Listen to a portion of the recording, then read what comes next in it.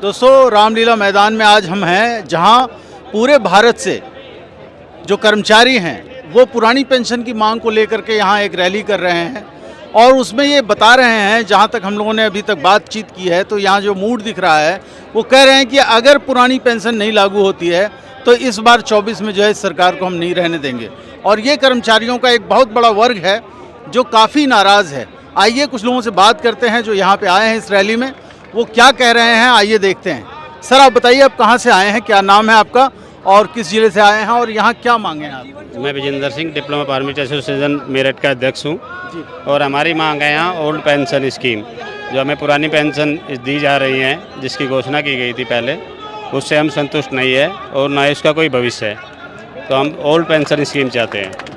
इसमें है कि पुरानी पेंशन जो नई पेंशन इन्होंने लागू की है उसमें उसका एक तो अस्तित्व ही नहीं है कुछ, उसमें कितना पैसा मिलना क्या मिलना किसी को कोई पता नहीं है, ना ही उसकी कोई स्पष्ट आदेश है। उसमें जब गवर्नमेंट से कटता है वो हमें मिलेगा नहीं मिलेगा इसका कुछ नहीं, जबकि ओपीएस में हमें एक फिक्स होता है कि हमारा जो बेसिक पे होती है उसका 50% ओपीएस में हमें अवश्य मिलता है। तो हम चाहते हैं कि ओपीएस मिले हमें। लेकिन सरकार ये कह रही है कि आप जो न्यू पेंशन स्कीम जब वो लागू कर रही है तो उसमें आपको लास्ट में बहुत सारे पैसे मिलेंगे। जब आप रिटायर करते हैं उस समय ढेर सारा पैसा आपको मिलेगा, पेंशन भले ही कम मिलेगी, लेकिन जो इस बीच आपके जॉब के बीच का जो पैसा है सरकार धीरे धीरे मार्केट में लगाएगी, उसको इन्वेस्ट करेगी और जब आप रिटायर होंगे तो उस इन्वेस्टमेंट का बहुत बड़ा रकम वो आपको देगी। तो ये कहना है सरकार का, उसके बारे में क्या सोचते हैं आप? ऐसा है नहीं, देखो मार्केट में जो पैसा लगा जाता है उसका कोई भविष्य होता है? कभी उसका कोई भविष्य नहीं होता।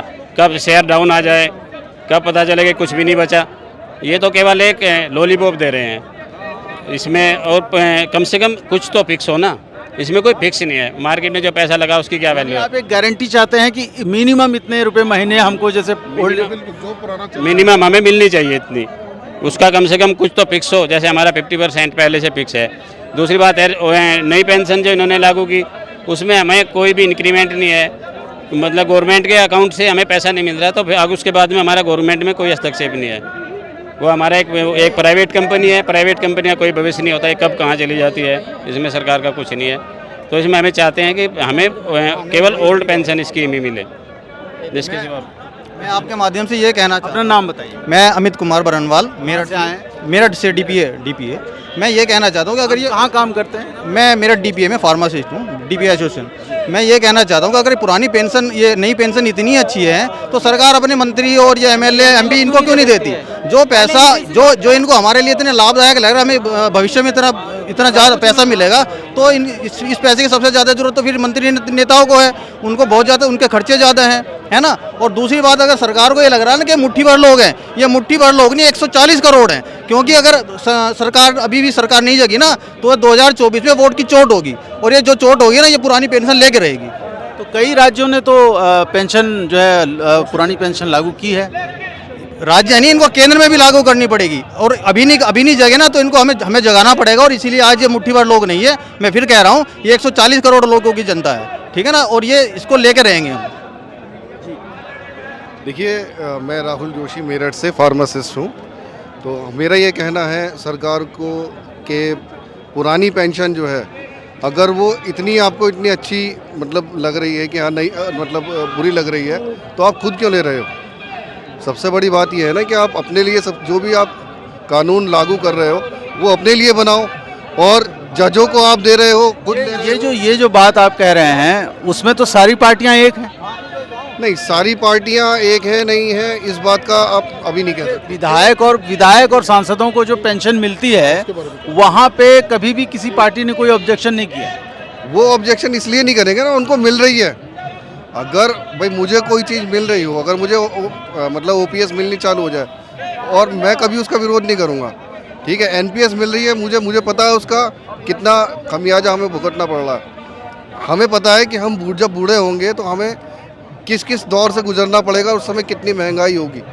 अगर एनपीएस के चलते हमें अगर 2000, 2500, 1800 रुपये अगर हमें पेंशन के रूप में उस समय मिलेगी तो इससे ज़्यादा तो हमारे बच्चों के पॉकेट मनी होंगे उस समय। ये सोचो, मतलब जो छोटे छोटे हमें पोता पोती जो होंगे उनके पॉकेट मनी होंगे इतने, तो कम से कम एक एक दो दिन के खर्चे होंगे उनके।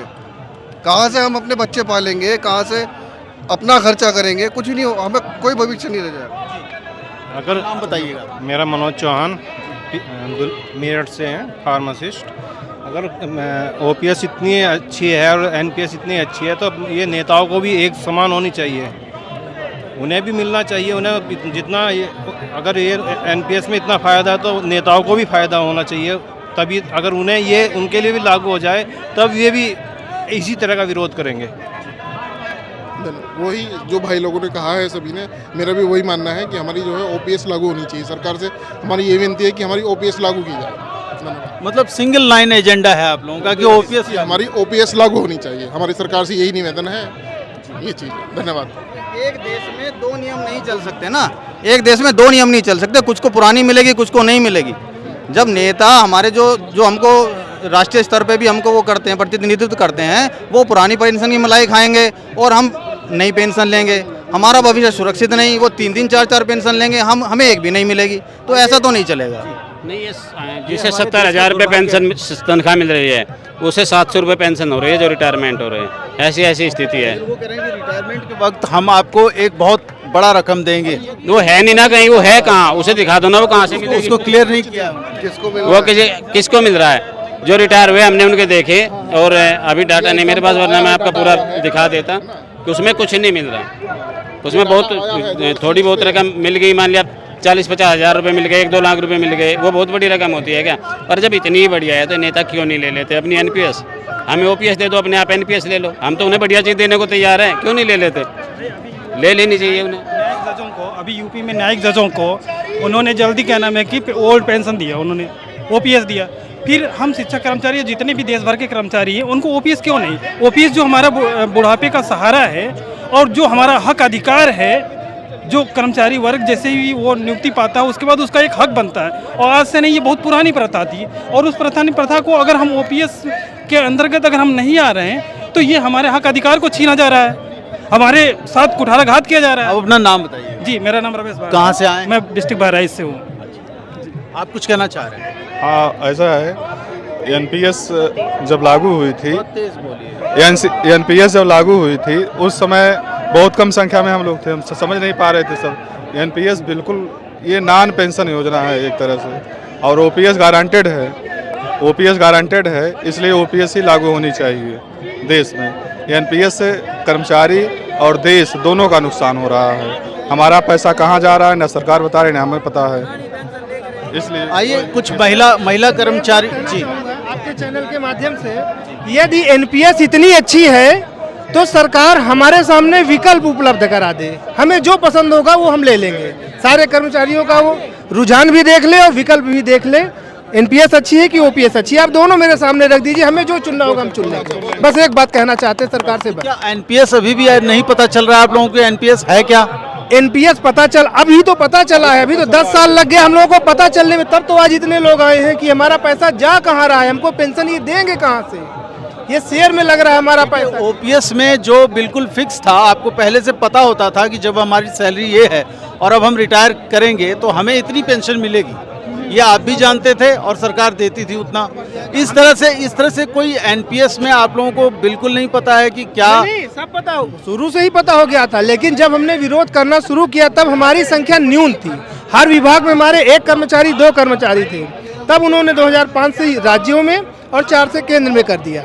जब आज हमारी संख्या ज़्यादा हुई तब आज आपको यहाँ पे रामलीला मैदान में संख्या दिख रही है।